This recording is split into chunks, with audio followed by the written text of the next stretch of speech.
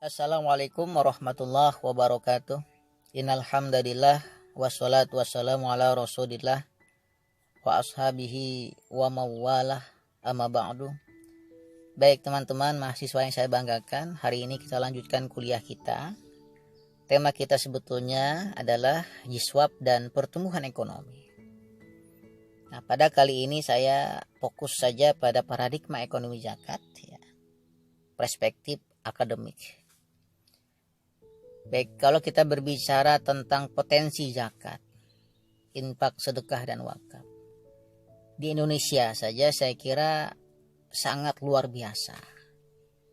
Dari zakat saja tiap tahunnya selalu mengalami peningkatan. 2019 yang lalu potensi zakatnya sebetulnya sekitar 280 triliun. Tetapi yang bisa terhimpun itu hanya kisaran 9-10 triliun saja. Artinya masih ada gap di sini. Begitu juga dengan wakaf. Wakaf dari wakaf aset saja, tanah, kita punya wakaf tanah sekitar 240.000 hektar di Indonesia itu. Kalau kita nominalkan itu rata-rata sekitar 2.000 triliun. Belum wakaf tunainya, potensinya 77 triliun. Tapi yang terhimpun hanya 500 miliar saja. Artinya juga terjadi gap di sini. Belum infak dan sedekahnya ya, yang tidak terbatas dengan ruang dan waktu di zaman digital sekarang. Jadi luar biasa sekali.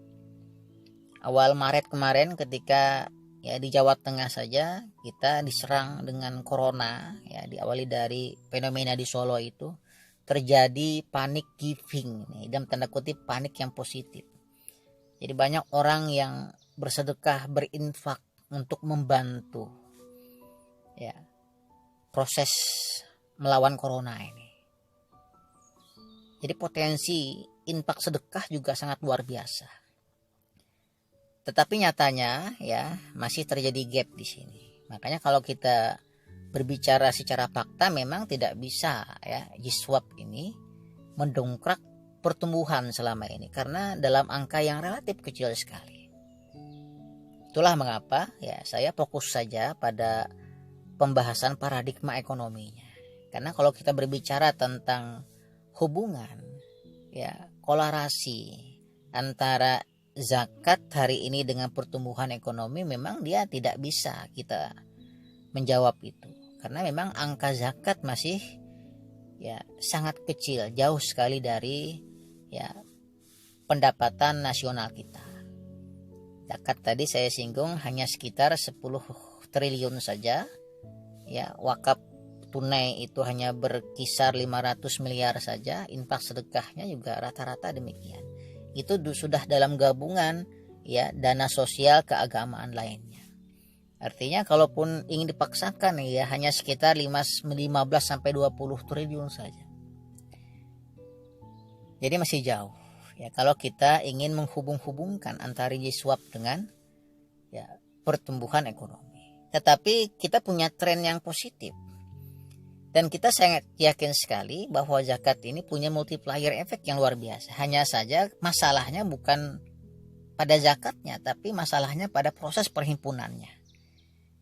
Jadi di Indonesia saja kita masih fokus, belum bisa move on dari budaya kita, kultural kita yang bersedekah, berzakat, berinfak secara individual manual. Padahal jelas-jelas dalam Al-Quran secara eksplisit menganjurkan agar kita menyerahkan zakat itu kepada amil, lembaga yang profesional. Nah, ini punya multiplier efek yang luar biasa secara makro. Nah, itu salah satu kendala. Padahal luar biasa potensinya, tapi faktanya karena belum punya data, kita belum bisa mencatat secara pasti berapa sih zakat ini yang sudah berputar-putar di Indonesia ini, belum bisa tercatat secara maksimal. Nah, sekarang kita fokus saja pada paradigma ekonominya. Baik, pembahasan kita berawal dari pertanyaan, mengapa hukum zakat wajib dalam Islam? Ya, jawabannya karena memang dia masuk dalam salah satu rukun Islam. Pertanyaannya kemudian kenapa? Ya, zakat kok masuk dalam rukun Islam? Artinya secara tidak langsung agama kita mengajarkan kita agar kita menjadi orang yang soleh secara individual dan juga soleh secara sosial.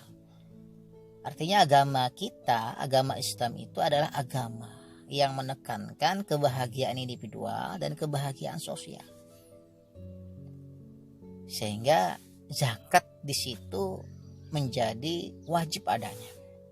Nah, lebih dalam kita kaji dia dalam paradigma ekonomi Islam. Nah, kalau kita berbicara paradigma ekonomi Islam, di dalam pembacaan saya setidaknya ada 3 paradigma itu. Yang pertama adalah paradigma individual. Yang kedua adalah paradigma sosial komunal.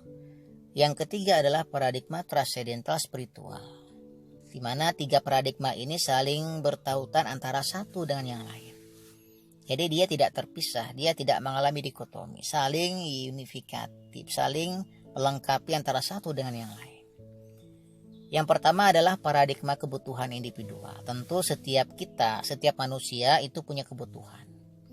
Karena pada dasarnya ekonomi itu adalah dalam rangka memenuhi kebutuhan. Jadi kita harus punya standar minimal. Ya, kita punya motivasi untuk bekerja. Kita punya motivasi untuk menjadi orang yang kaya. Itu berangkat dari paradigma ini. Dalam rangka pemenuhan kebutuhan. Makanya dalam Islam ada standar minimal yang harus dipenuhi oleh umat manusia. Standar minimal itu ya terbagi menjadi 3 kebutuhan. Kebutuhan doruriyat, kebutuhan hajiyat, dan kebutuhan tahsiniyat. Dan kebutuhan doruriyat ini terbagi menjadi 5 perkara yang harus dipenuhi oleh manusia. Yang pertama adalah agamanya. Yang kedua adalah ya, akalnya, intelektualitasnya. Yang ketiga adalah keturunannya. Yang keempat adalah menjaga hartanya. Dan yang kelima adalah menjaga jiwa. Nah, konteksnya dengan ekonomi, jiwa, harta, ya saya kira ini penting. Bayangkan kalau kita nggak punya harta, ya kita nggak bisa menjaga jiwa kita. Bahkan juga sangat berdampak sekali terhadap agama kita. Ketika kita nggak punya harta, banyak orang yang pindah agama. Sehingga kita perlu untuk menjaga ya harta kita, menjaga jiwa kita. Maka paradigma individual, kebutuhan individual ini menjadi sebagai batas minimal yang harus kita penuhi. Yang kedua adalah paradigma sosial komunal. Nah, paradigma sosial komunal ini yang menjadi dasar kenapa zakat itu menjadi wajib. Paradigma sosial komunal ini berangkat dari kerangka pikir bahwa setiap individu saling membutuhkan antara satu dengan yang lain.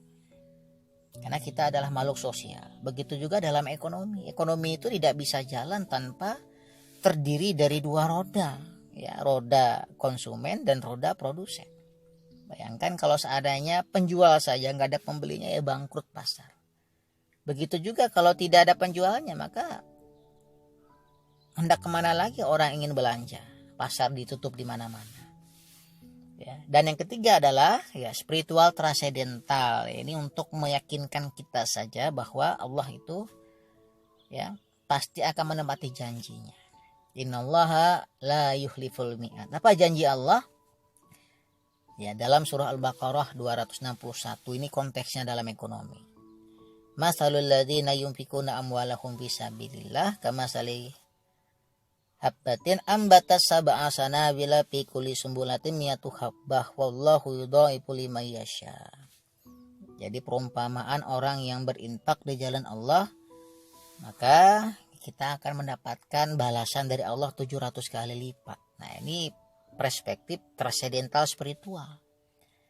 Nah, kalau kita nggak punya perspektif ini, maka ya keyakinan kita akan saya sangat kropos sekali. Kita nggak yakin kalau berzakat itu bisa menambah. Kita nggak yakin kalau berinfak, bersedekah itu bisa menambah. karena kita nggak punya paradigma ini. Nah, kita fokus saja pada paradigma yang kedua ya, karena kita berbicara tentang zakat, konteksnya adalah ya dalam ekonomi mikro ataupun dalam ekonomi makro.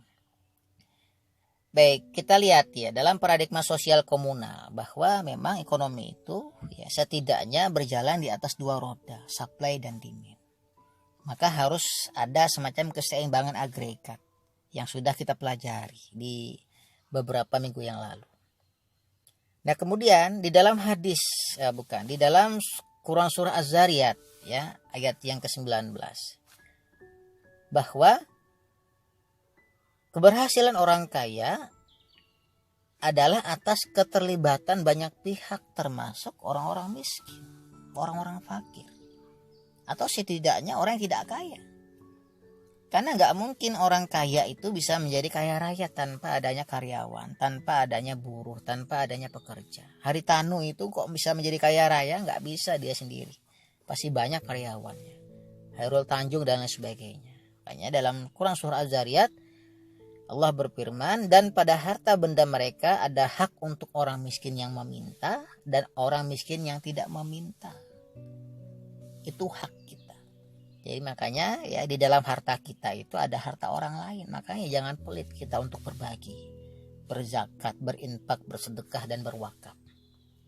Sehingga kesimpulannya ya zakat itu menjadi instrumen penyangga keseimbangan ekonomi, baik dia secara mikro maupun secara makro. Karena zakat ini punya fungsi untuk mendongkrak kemampuan beli atau mendongkrak purchasing power. Nah, kemudian selanjutnya paradigma sosial komunal yang lain. Ini kita berangkat dari teologi Al-Hasyr ayat 7. Kaila takuna dulatan bainal agniya. Ya, kenapa kok kita dianjurkan untuk berbagi melalui ya Islamic Social Finance seperti zakat, infak, sedekah dan wakaf ini?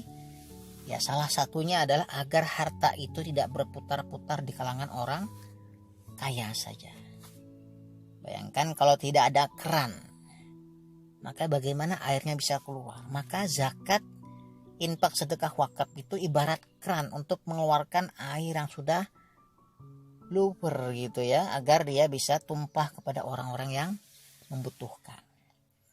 Dan kita kemarin sudah belajar tentang konsep kemiskinan, lingkaran kemiskinan.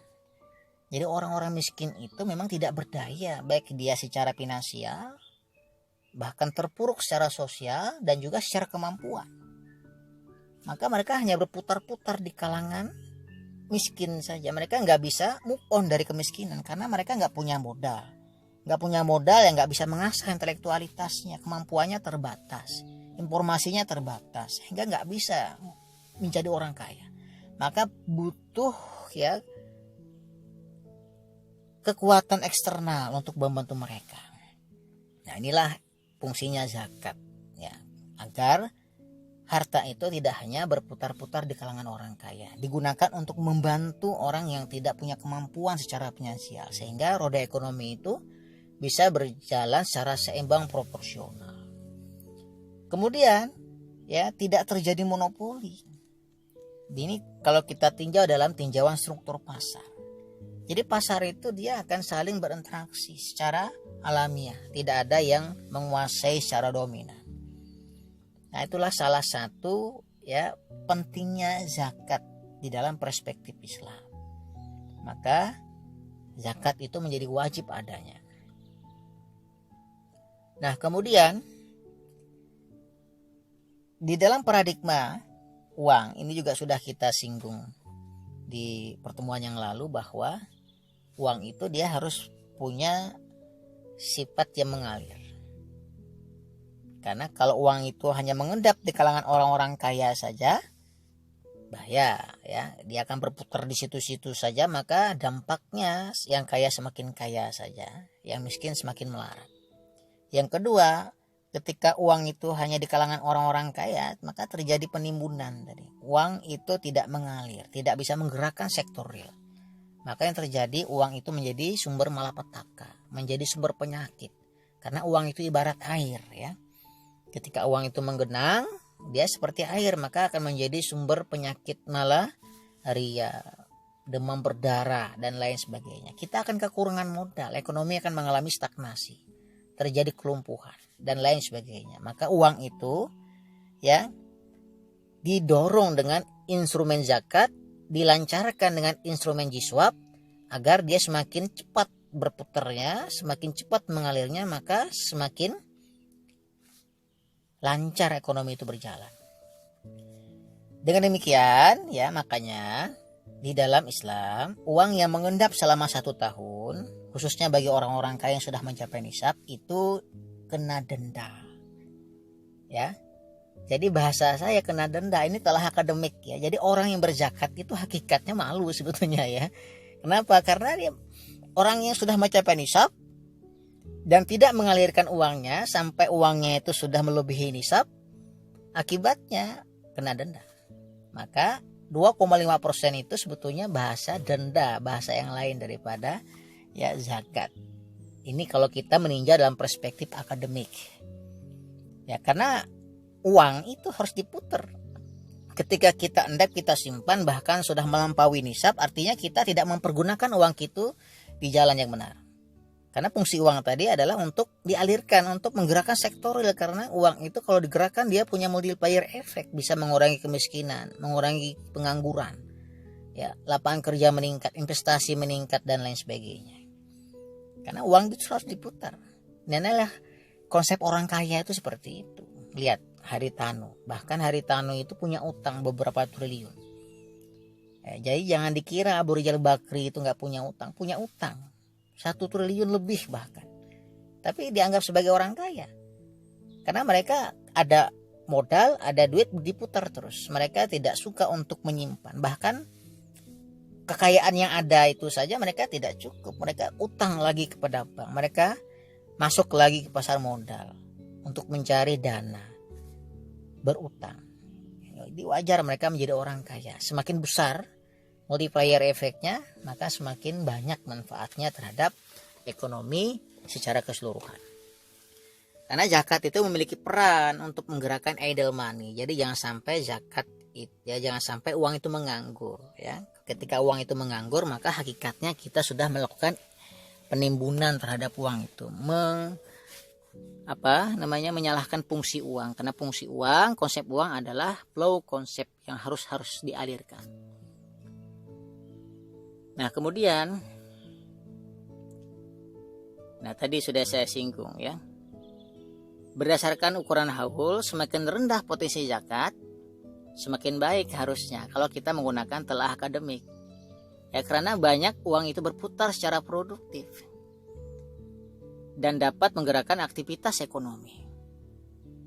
Nah hari ini kita melihat potensi zakat itu luar biasa ya, 280 triliun. Artinya ada uang yang sudah melampaui nisab yang tidak digerakkan, yang tidak dialirkan. Sebagaimana konsep uang dalam Islam tadi, sehingga kena denda ya 2,5%. Tapi sayangnya lagi sudah kena denda tapi nggak dibayar lagi dendanya. Nah ini masalah ya. Dengan demikian berzakat itu kalau kita terjemahkan secara literal, dia mengembangkan, menumbuhkan ya di dalam ekonomi. Jadi zakat itu adalah instrumen, pintu agar uang itu tidak menganggur, dialirkan ke sektor-sektor yang real sehingga punya multiplier effect yang luar biasa. Sehingga secara teoritis ini saya sangat jelas sekali zakat, infak, sedekah itu bisa mendongkrak ya daya beli masyarakat. Nah, kita lihat ya dalam paradigma makro zakat. Nah, kita lihat ini landasannya dalam surah At-Taubah ayat 60. Sesungguhnya zakat itu hanyalah untuk yang pertama orang-orang miskin. Yang kedua adalah orang yang pertama adalah orang-orang fakir. Yang kedua adalah orang-orang miskin. Yang ketiga adalah amil zakat, para mu'alaf, kemudian rikob, kemudian ghorim, orang-orang yang terlilit utang, kemudian fisabilillah dan ibnu sabil. Nah, berdasarkan 8 asnaf, fungsi dasar zakat itu adalah untuk meningkatkan daya beli masyarakat agar yang tidak punya kemampuan finansial, fakir dan miskin itu bisa terbantukan agar mereka bisa memenuhi kebutuhan mereka secara layak. Kemudian zakat harus dikelola secara terstruktur, secara sentralistik, agar database muzaki dan mustahik bisa terupdate secara berkala. Nah, ini kita lihat secara makro, harusnya zakat itu dikelola secara nasional, ya, agar kedepannya ya manajemen zakat ini sangat profesional, ya, berbasis digital, sehingga sangat mungkin sekali dengan dana zakat itu kita bisa mengentaskan kemiskinan, bahkan bisa mengentaskan pengangguran, sehingga negara bisa menjadi negara yang sejahtera. Baldatun thayyibun wa rabbun ghafur. Nah, kemudian ini yang kita singgung ya di beberapa pertemuan yang lalu. Saya kira kita butuh teori ini dalam meyakinkan kita bahwa zakat itu penting. Nah, zakat itu bisa dia masuk dalam kategori ya supply, tapi memang lebih fokus pada kategori demand-nya untuk mendongkrak daya beli. Kita masih ingat fenomena The Great Depression tahun 1929 itu gara-gara agregat demand-nya terlalu di bawah keseimbangan, sehingga terjadi malapetaka ekonomi. Nah, zakat itu sebetulnya menjadi obat dalam rangka yang mendongkrak agregat demand itu, sehingga agregat demand itu bisa menyesuaikan dengan agregat supply-nya. Permintaan semakin tinggi, maka harga-harga juga akan semakin. Baik, saya kira itu saja yang dapat saya sampaikan pada kesempatan kali ini. Mudah-mudahan bisa dipahami. Ya, billahi taufiq wal hidayah. Assalamualaikum warahmatullahi wabarakatuh.